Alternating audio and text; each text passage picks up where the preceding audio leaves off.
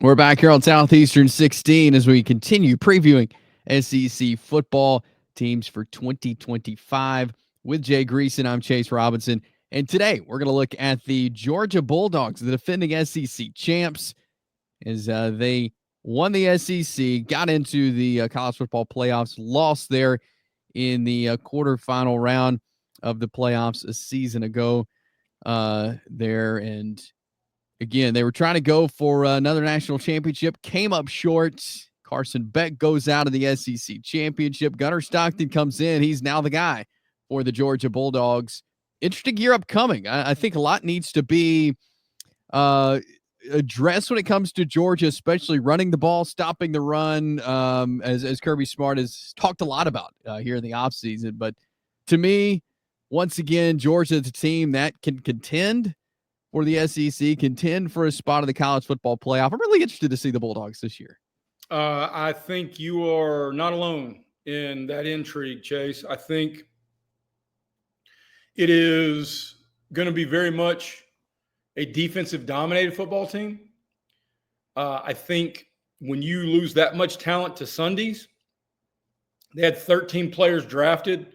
They lost 20 guys in the portal, including Carson Beck, the quarterback, who, and we'll get into the quarterback and the specific positions here in a second. Look, I don't think there were a whole lot of people begging Carson Beck not to go to South Beach. You know what I'm saying? Yeah. I mean, it felt like one of those relationships you may or may not have had in high school where you both look up and go, this just ain't working. Let's just go do something else. Shake hands and go about your business. Now, a lot of that probably from Kirby's end has to do with the high hopes he has for Gunnar Stockton, who's a five-star guy, who offensive coordinator Mike Bobo has targeted since he was maybe even in middle school. So this is his guy.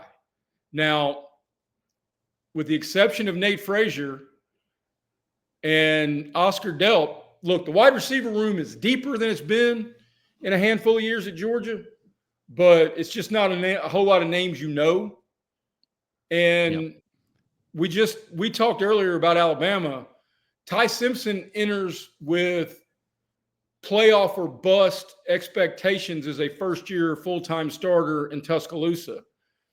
Whoever's QB1 in Athens always has that exact same level of expectation. But Ty Simpson's got a slew of All-Americans standing around him.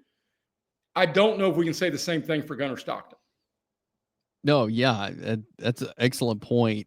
Looking at some of these receivers, I mean, Colby Young is back. He missed last year. I think all of last year, dealing with some legal issues. I know most, if not all of last year. Noah Thomas is transferred in from Texas A&M. You got Dylan Bell, London Humphrey's back. Zachariah Branch is transferred from USC. So they've kind of added to this wide receiver room. There's a lot of quality guys, I feel like, but yeah, they're not guys that are, names that pop out like some other places, but I do like the quality and the depth of what they've done at wide receiver. Yes. And did you mention Dylan Bell? Because I think he could really have a big year. Yeah. And I think Oscar, nobody's going to beat Brock Bowers. Nobody. So I'm not even a million years drawing that comparison. What I will say is that Oscar Delp is not only an NFL athlete, he's playing in a play-action Mike Bobo system that really loves to utilize the tight end over the middle of the field. Yeah, and I think he's a great fit. Well, yeah, you say nobody can be Brock Bowers. Nobody will ever be that level. But, yeah, I think Oscar Delp is a good guy to go to there at the tight end. Running the ball, and I mentioned that's a focus on both sides of the ball, running and stopping the run, as Kirby has alluded to. Nate Frazier, Josh McCray is transferred in from Illinois. You got Roderick Robinson, a good friend of mine who covers Georgia, says that's a name to watch, Roderick Robinson. As far as that running back position, that's an important position for Georgia this year to improve there. They've got to be able to run the ball. Your thoughts on these guys specifically in that running back room? Well, I think one of the bigger takeaways from SEC Media Days last week in Atlanta for me was Kirby Smart's demeanor. And what I mean by that is he really came across a guy with a whole lot of confidence, which tells me he really likes his football team. I really think Kirby, and he's been around enough programs that have competed and won championships, both as a DC and now the HC, that he's not going to like a team that's destined for 8-4. I mean, let's just be 100%. Kirby and 8-4 are like me and tequila. They just don't. They're never going to get along. And I think a big part of that confidence comes from knowing Nate Frazier and Josh McCray give you a dynamic 1-2. And I mean, we talked about some Georgia all-time legend in terms of Brock Bowers, and nobody's going to fill that jersey number. But that combo that they had when Chubb and Marshall were there, before that with the all-time tremendous talent that was Todd Gurley. Again, not those guys, but I think Kirby really likes how this team's going to run the football. But I think the biggest question is not the running back room. It's what are you going to do to replace those 3 interior linemen that all graduated, including the Ratledge kid who was battled through injury and was really the leader on that side of the ball for Georgia last year. Yeah, and speaking of the offensive line, I mean, last year we saw some we saw Carson Beck having to really run for his life quite a few times. The defenses were able to get in there, put pressure, like get through the offensive line. This group, I mean, obviously they want to see growth there. And I was reading some things again prior to doing this preview, and that's one of the biggest things a lot of folks are saying, like, this offensive line has got to improve this year for this to be another championship type team. Yeah, and they're leaning on a couple of, I mean, several new faces. I mean, the one you're going to count on, and I guess if Mike Bobo's facing 3rd and 1, it's going to be Nate Frazier running behind Ernest Green III, the big right tackle who's back and got some preseason All-SEC consideration at media days. But one of the things that you kind of look for, and I know it's all conjecture and projections in July, but teams that start 22, 23-year-old grown men who've had time in a college program truly lifting across the offense and defensive line inspires confidence, at least in me, on their physical readiness. Yeah. Not only is Georgia bringing in a couple of first-time starters, they've got some redshirt freshmen that they're going to really count on, especially at guard, and guys like Daniel Calhoun and Marcus Harrison and some others. So 19 against 23, even a 5-star 19, more times than not, I'll take 23 if we're talking about a fist fight. No, yeah. Yeah, I agree with you there. Excellent point there. So offensive line is going to be a big part of this Georgia team. Let's swap over and talk some defense, because you mentioned, look, this is Kirby's side of the ball. Great defensive mind, was a great defense coordinator. I feel like every year we talk about the amount of defensive players who are going to the draft, who are no longer there. I feel like it's always having to be replenishing on defense. They had to do that once again this year, and they brought in some good transfers, but stopping the run is going to be a priority, I know, defensively this year for Georgia. Well, I think your big dudes up front, and look, Christian Miller is dynamic and will get checks even to play this game, even after his NIL deal in Athens runs out. But when you're talking about the space eaters in Jordan Hall and Nasir Johnson and those guys, those guys have got to command double teams so that the electric linebackers can make plays. That's how Georgia is always going to be able to compete and, at the height of their defensive powers, control the running game, the opposition's running game. And I fully expect. I talked about Kirby's quiet confidence, and what came across to me is belief in these Bulldogs from the head coach when he took the podium at the College Football Hall of Fame last week. I think it starts with the defense. Do I think he likes his running back room? Absolutely. Do I think he likes his quarterback? 100%. I think he likes his quarterback. But I really think he's got a little sense to me, and this is, again, just trying to read tea leaves like we do in July. A lot of people are talking about how much Georgia has to replace, and Kirby feels like he's holding a pocket pair of kings going into the river and feels real good about his hold cards. Do you feel like any position group specifically is either like, okay, they got some dudes there in that group, or a group you feel like, hey, has got to be better this year for Georgia? Well, I think the space-eating defensive line would be the only concern I would have. But I think this is going to be an elite Georgia back seven.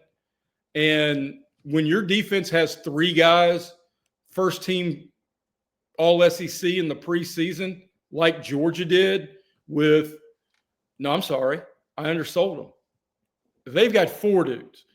And three of them, linebacker C.J. Allen, defensive back K.J. Bolden, and defensive back Dalen Everett, are elite speed guys who are fast, cover ground, and make plays in space, which I think Kirby is excited about using their different talents, because you're right, this is his side of the ball. And in talking about Kirby, and it's impossible, because for all the change that is going on in the macro in college football, and year to year in the micro in terms of rosters and turnover and replacing guys, it just really brings to the forefront that when you find a head coach who's as good as Kirby is, and for my money, now that Saban's sitting on the game day set, Kirby's 1A in the country. He's the best coach in the game. I know they didn't win it all last year. I know Dabo's got a natty. There are a lot of guys really good at this. Ryan Day has had a whole lot of success. If I'm Georgia, I'm not trading Kirby for a single soul. Yeah.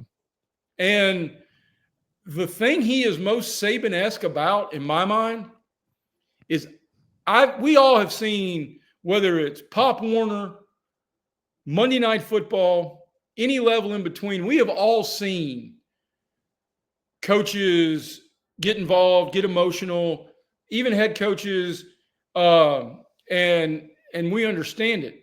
But I have never seen someone, with the exception of Saban,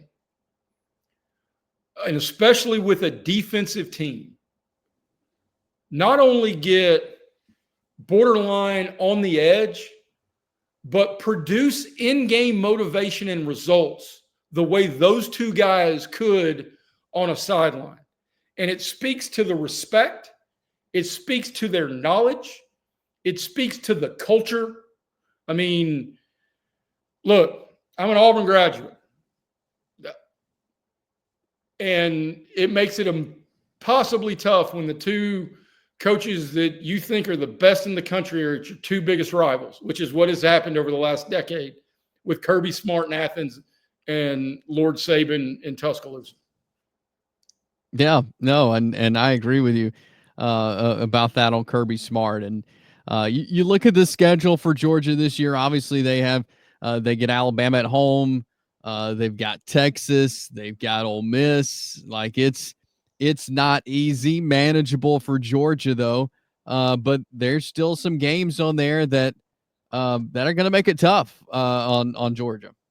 Hey, I think Georgia's schedule is top 3 or 4 hardest among teams with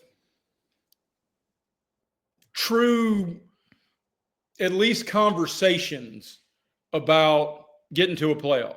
And I would even include somebody like Oklahoma into that conversation, because I think Oklahoma's schedule may be the toughest in the country, because they've got Texas, Alabama, and LSU on it, as well as a trip to South Carolina and a trip to Knoxville. But Georgia's right there with that, at least in the league, because, well, their non-conference is kind of – Georgia Tech gave them a run for their lives last year, but they get to play Georgia Tech this year to end the season in clean old-fashioned hate.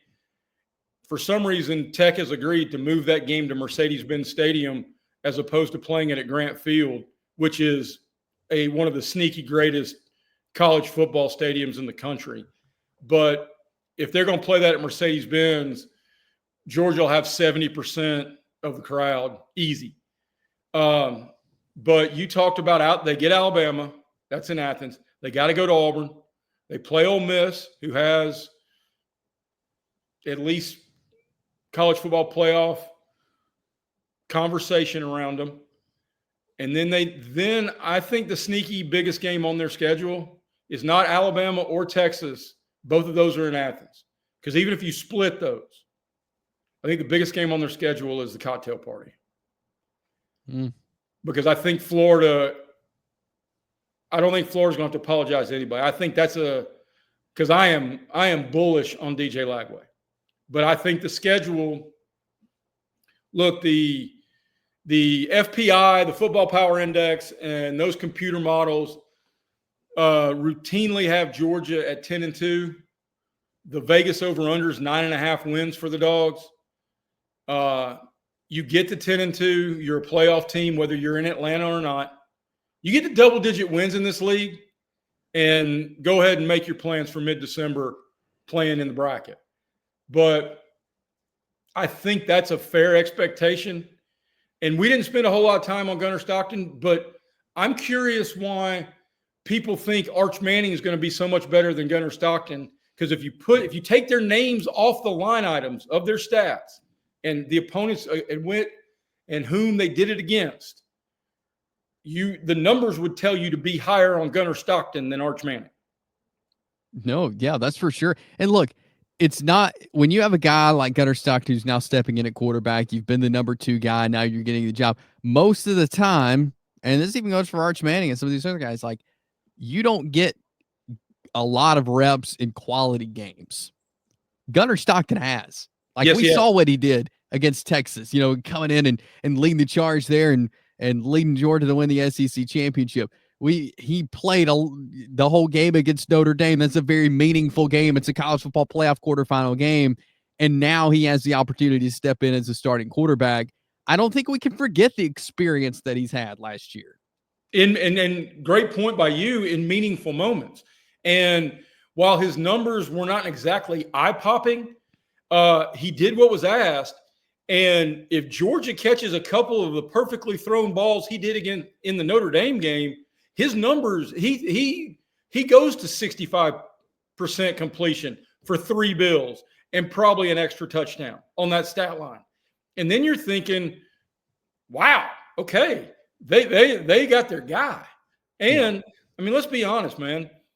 You can't be a scrub if your name's Gunnar. I mean, that's just awesome sauce right there. It is. That is a perfect quarterback name. I couldn't think of that, or it needs to be closing games for the Braves. Yeah. I mean, or he could be in the back of the Memphis Belle shooting down Nazi fighter jets. Now that's actually the name fit right there. That's true. Who's shooting guard? A shooting guard named Gunnar. Yeah. That's perfect. That is perfect. There you go, Gunnar. We got it figured out for you. We got you covered. You don't really want your accountant to be named Gunnar. Now, if you're an accounting major, Gunnar, God bless you, man. But I mean, hi, I'm Gunnar, and whoa, okay, all right, you're going to tear my taxes up. Go get them. We got you covered on all things Georgia heading into the 2025 season, but we got to tell you about Game Time Sidekicks. Georgia fans, you can go get your officially licensed stainless steel drinkware with that Georgia Bulldog logo there on it. All the SEC schools, plus 350 more universities there, GameTimeSidekicks.com. Great quality, top of the market quality as far as ice retention. I know, Jay, you get to utilize that feature when you're out on the softball field and you got your cup there. I coach a travel softball team here in Chattanooga, or I help coach, and it's no secret across the South. It's a good 2,000 degrees in the shade at a lot of these ballparks where there is no shade, other than the way we keep the bottom line at Academy Sports lifted. I need to buy stock in Academy Sports, and I can just contribute some of the money back to myself. But you look around by 10:30 and everybody's sweating, and my Game Time Sidekick cup is the only one with ice still in it, because everybody else is going to the cooler, and I'm still good. And that's because these cups rock, truly. And hey, do they support our show? Absolutely. I'd sit here being quiet if I didn't believe in this product. Okay. Yeah.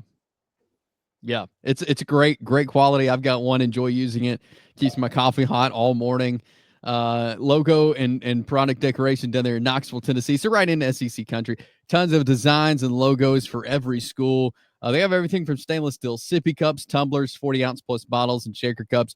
You got the promo code SE16, SE16 for the 20% discount to you, the viewers.